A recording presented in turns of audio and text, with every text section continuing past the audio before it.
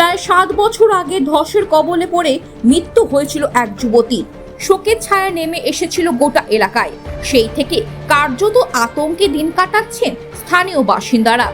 এই এলাকায় প্রায়ই ধসের ঘটনা ঘটে, তাই ইসিএল এর পক্ষ থেকে এলাকাটিকে সাবসাইট বলে ঘোষণা করা হয়েছে। কিন্তু তাতে কি?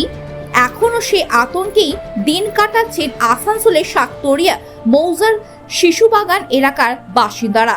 তারা নিজেই জানে না কখন ধস নেমে আরও এক প্রাণ চলে যেতে পারে। এলাকাবাসীর দাবি, বছর খানেক আগে আসানসোল দুর্গাপুর ডেভেলপমেন্ট অথরিটির পক্ষ থেকে পুনর্বাসনের জন্য এলাকার বাসিন্দাদের নাম নথিভুক্ত করে কার্ড দেওয়া হয়েছিল, কিন্তু পুনর্বাসন দেওয়া হয়নি।